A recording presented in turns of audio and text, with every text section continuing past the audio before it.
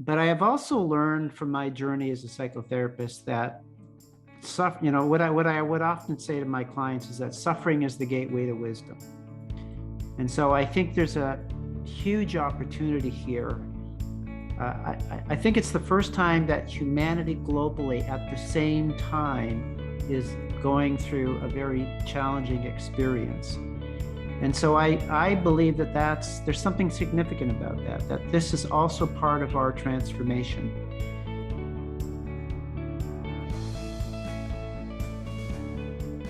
Hello, everyone. My name is Lonnie. I am Lady Braven of the Pride, and I am passionate about inspiring, encouraging, and empowering people to be brave, to be authentic, and to speak their truth to power.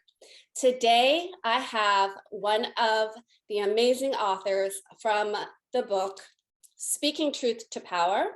This is the second book in the Brave series. And I would like to introduce him. His name is Ted Kuntz. He is the president of Vaccine Choice Canada. And I would like to introduce him by reading out his bio in the book. Ted Kuntz is a father and grandfather, a medical choice activist, author, and educator. Kuntz's journey to examine the claims of the vaccine industry began after his son, Joshua, was neurologically injured by the diphtheria, pertussis, tetanus vaccine in 1984. Kuntz began a journey to understand what happened to his son.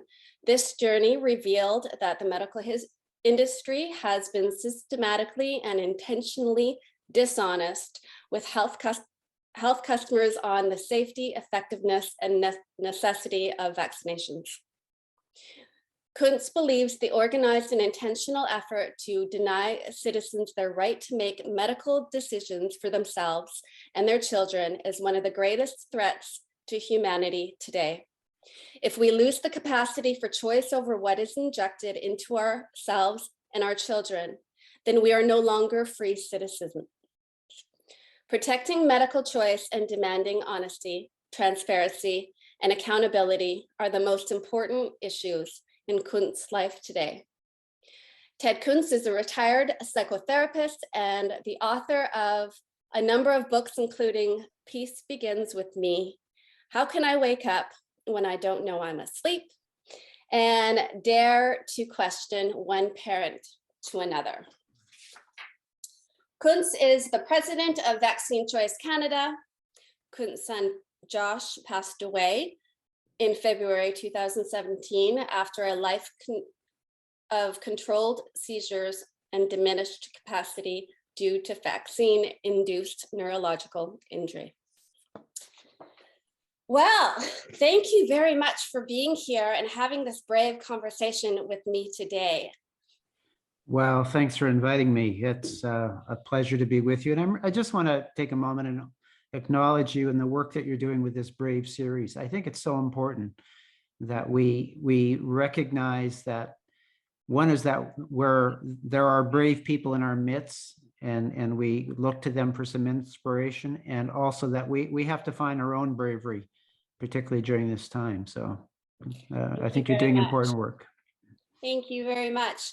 And I couldn't agree with you more. And you know, as you know, since speaking out has its own level of consequence and retribution, it's really difficult for people to stand up and speak their mind and speak their truth to power without all of the backlash and the judgment and the criticism, the condemnation that comes with it.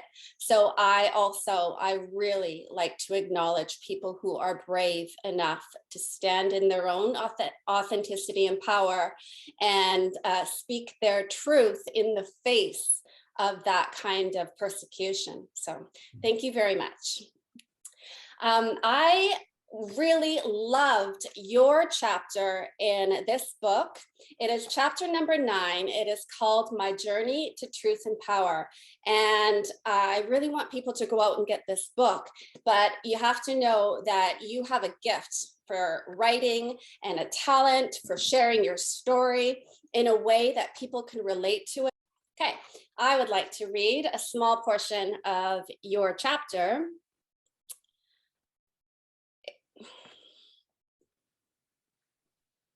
I believe the rising of humanity has just begun.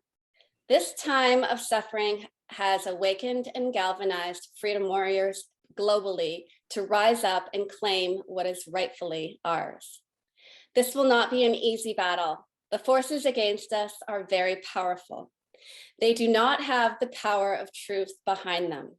These forces are not life-giving, but rather life-ending. Their destruction is not in doubt. However, in order to end this evil agenda, humanity needs to rise up and claim its authority. I really enjoyed this chapter, and thank you very much for contributing to this book. And I have a couple questions for you with regards to it. You wrote that chapter last summer, I believe. This book came out last fall. So how have you seen humanity progress and on this path of great awakening and, as you put it, the great reveal? Well, it certainly has been a challenging couple of years for humanity globally. I've not seen anything like this in my lifetime. And it's easy to be discouraged by what's happening and move into a place of despair, because the assault on humanity is it's significant. And I have to say that there's still days I wake up in shock about where we're at. But I have also learned from my journey as a psychotherapist that what I would often say to my clients is that suffering is the gateway to wisdom. And so I think there's a huge opportunity here. I think it's the first time that humanity globally at the same time is going through a very challenging experience. And so I believe that there's something significant about that this is also part of our transformation. My own personal belief is that humanity has acted much like children throughout probably most of its incarnation, that it's looked to others for direction, for wisdom, for authority, for knowledge. And I think that it's time that we stand up into our own wisdom and our own authority. But nobody can give that to us. We have to claim it. We have to stand up and pull it back. And what I've witnessed over the last 2 years is the first year, I would say, is that people were largely in a place of compliance. They were in a place of shock. They were just doing whatever they had to do to kind of keep their head down and lessen the suffering. But because that wasn't going to solve it for us, that just was, in some ways, that was a further entrapment into this, what I call an abusive relationship that we have with government. More people have recognized that this has gone too far, that we have to stand up. We have to stand up to this abuse that we're seeing. And I think what happened in February in Ottawa was the clearest example of that, when the trucker movement was powerful in terms of their own standing up and then inviting and inspiring other people to stand up. And we saw how vicious was the response by our federal government, by our mainstream media, by our public health. And as shocking as that response was, it also, I believe that that's part of our growth. That's part of our birthing. We have to go through the struggle. We have to resist it. We have to stand up to it in order to claim our authority. Part of what I've done in the last year since you and I last talked is I have brought together leaders of the freedom movement from across the country on a weekly basis. Right. And it began with a simple endeavor to say, let's deliver a message that I think could be inspiring to Canadians. We called it Freedom Rising because we wanted to give the image of something really rising up. And then we started to collect the names of the various organizations across the country that are involved in this movement. And initially we had 20, and then 30, then 50, then 75, and then 100 and 200, and now we're over 300. And I would suggest that probably 90 or 95% of those organizations didn't exist a year ago. Right. And so what we're witnessing is this beautiful rising up, this creative energy, this people taking the initiative. They're claiming their authority to stand up against this tyranny. And I find that, it's beautiful. That's not to say it's easy. It's not to say that there isn't a lot of darkness that still is on this planet at this time, but to see the rising up has been beautiful. Yeah. And then the truckers' convoy by itself. I mean, I heard many people say before the convoy started that they were feeling ashamed to be a Canadian. They were ashamed that their country was behaving the way it was, and they were ashamed at the level of compliance by their family and their friends and their neighbors. And then that trucker convoy just blossomed this bravery.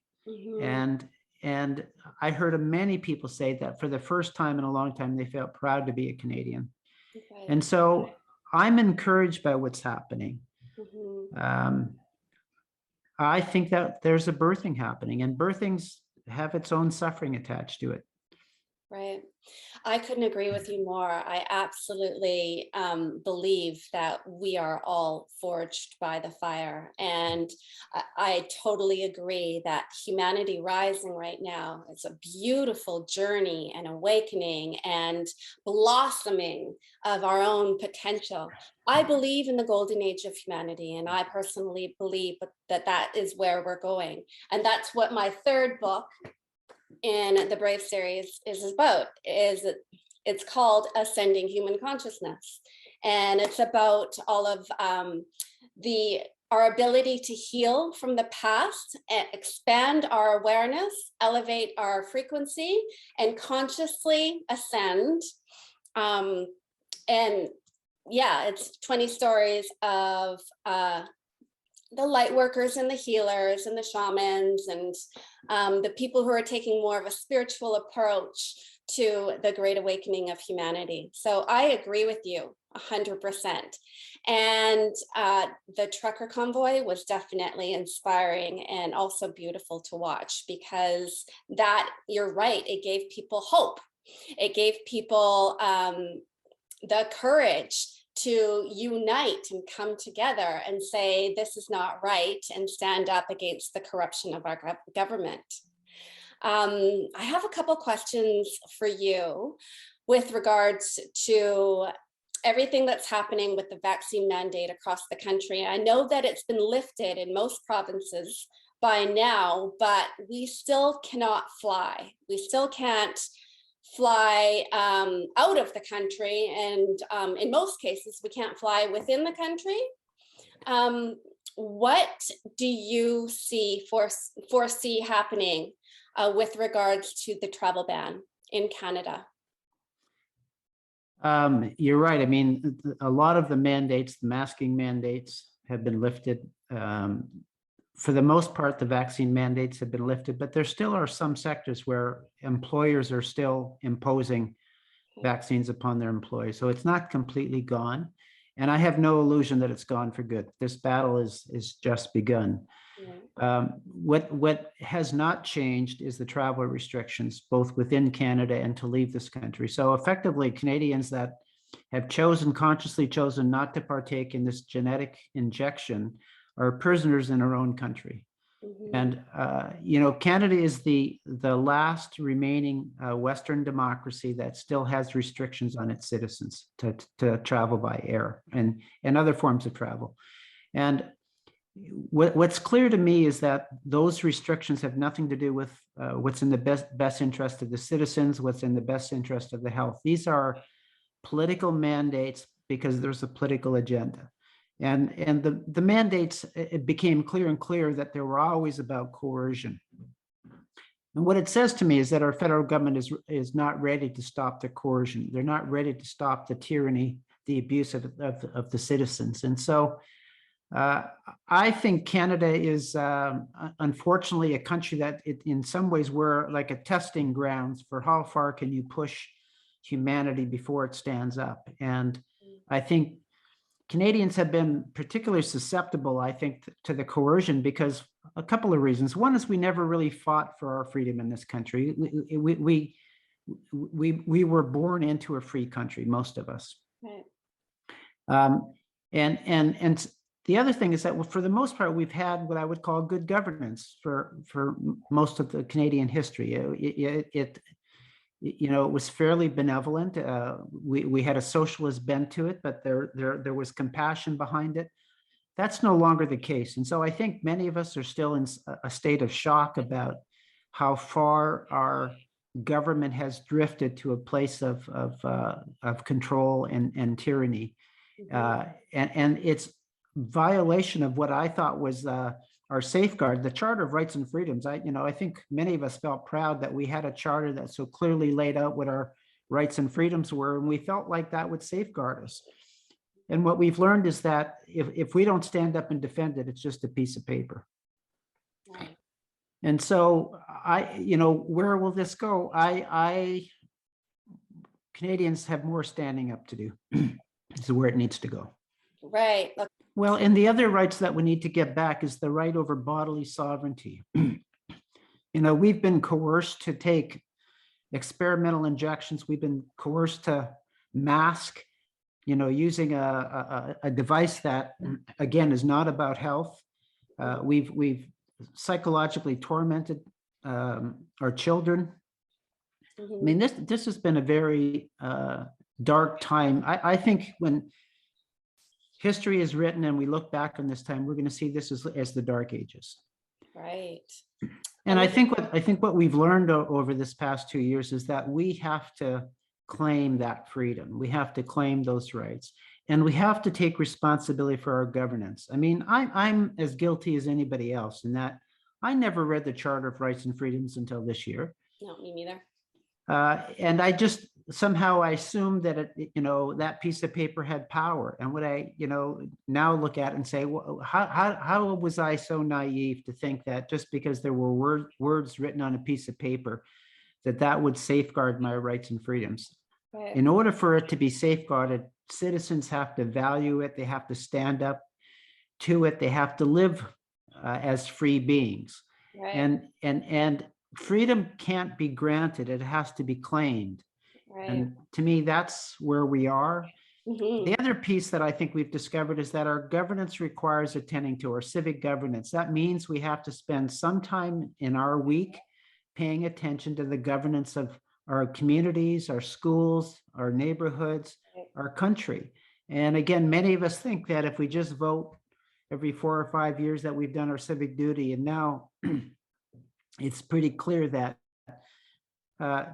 good governance requires good attending. It's almost like, being a parent. You don't parent for 5 minutes a week. You have to parent the whole week, right? Absolutely. And I do foresee our future governance being reduced significantly, not just like on the national or the federal level, but I think that communities are going to start stepping up and governing themselves, just like we're supposed to be not governing, but running our household as a family unit. But more specifically, I've always believed in spiritual warfare. The battle is always within. So it really is up to each and every one of us. I always think of empowerment as education. So we have to educate ourselves to empower ourselves.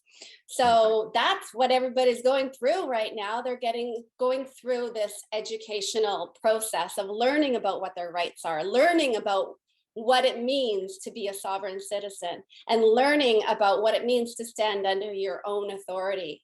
And I mean, I'm going to be completely honest. I am not a political person.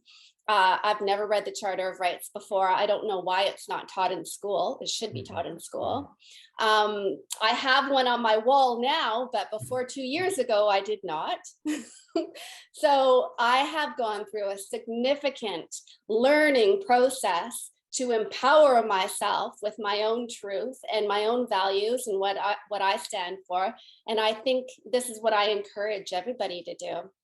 And I think you're absolutely right that humanity as a whole needs to rise, but it's up to the individual person to step into their own power, to educate themselves, to become more aware, become more active, not only with themselves and their own personal growth work, but in their family, in their community, in their own town, in their own province. Yeah, and so to me, we haven't tended to it. It has now run amok. It's become corrupted. It is following a set of values that are not our values. And so now we're being called to attend to it. And so I think that's the rising up. What I say, this isn't an uprising. You know, Trudeau would like to make it seem like there's sedition happening here and there's an uprising. Right. I suggest this is a rising up, and it's people claiming their rightful place. And again, nobody can do it for us. We have to claim that on our own. Right. I agree 100%. You have such a way with words. And I know that you've written so many books and you're really passionate and eloquent with your writing and your storytelling. Can you talk about a couple of the other books that you've written and the inspiration behind you wanting to share those stories with people? Well, my first book is called Peace Begins With Me. And that was my journey of making peace with my son's disability. So as you talked about in the introduction, Josh was neurologically injured by his very first vaccine shot at 5 months of age, developed an uncontrolled seizure disorder that he had for his entire life.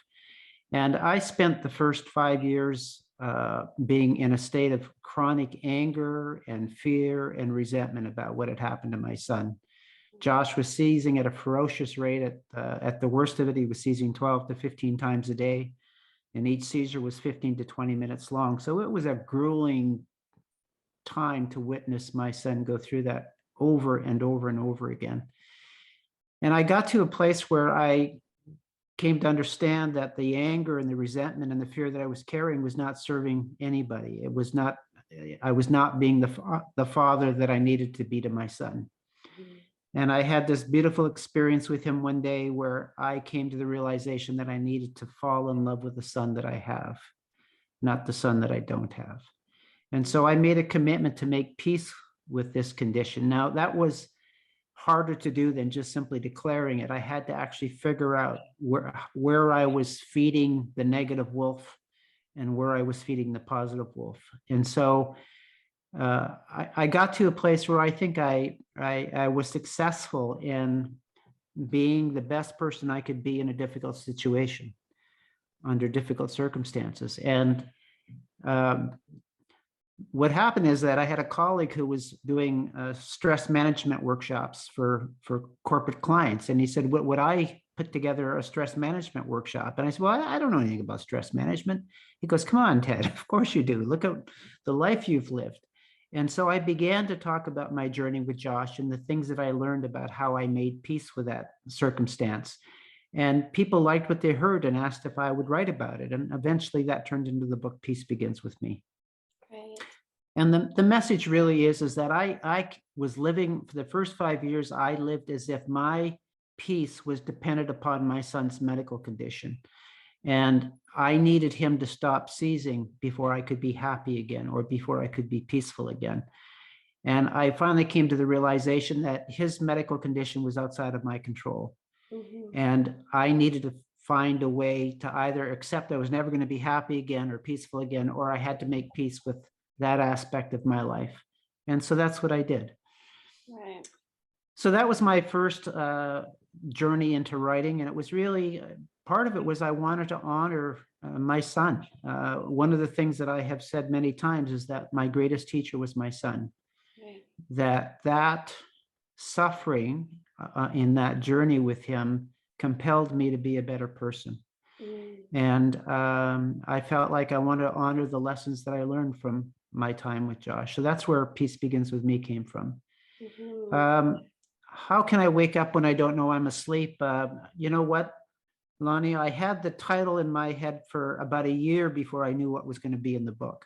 Right. So I just somehow that title was present to me, and then I began to do a monthly blog, and I did that for 7 years, and I would just write about current events or events in my life, and try to pull out the lessons out of those that I thought might serve other people. And when it came time to that book, I went back to my blog and I pulled out 75 of what I thought was the richest conversations that I had in that writing. And I put that into the book, How Can I Wake Up?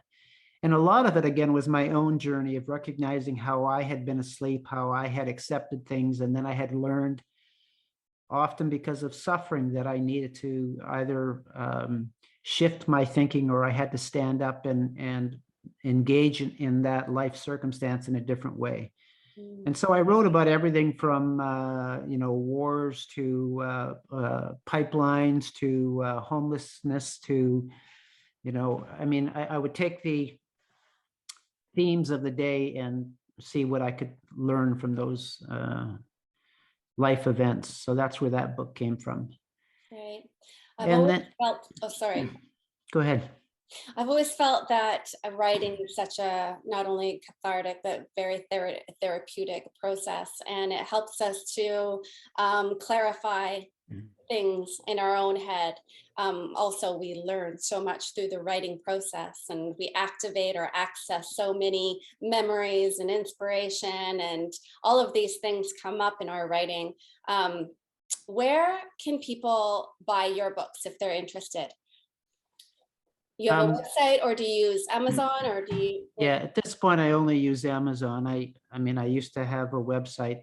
I do have a website for Dare to Question. Okay. Where you can download the book for free as a electronic PDF.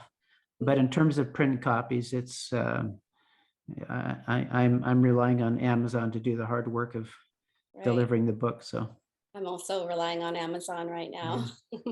Do you have anything else that you would like to say to the brave audience at this time?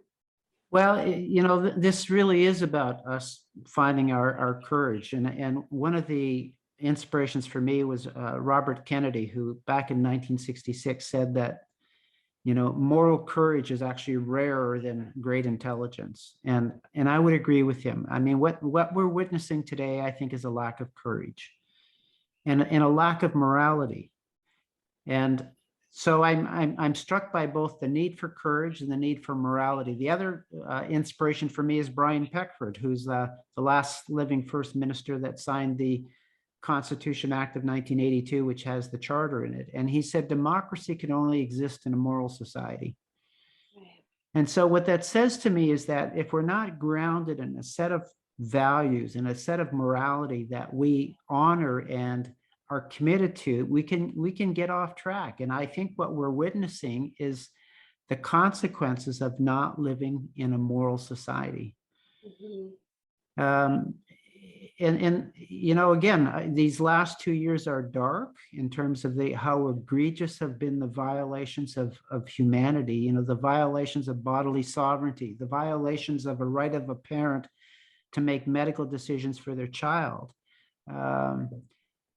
And I hold firmly that I believe those experiences, those sufferings, and those hardships is actually part of our growth and our transformation. So I'm like you, is that I think that we are birthing into a new way of being human beings on this planet. But we had to have things taken away from us.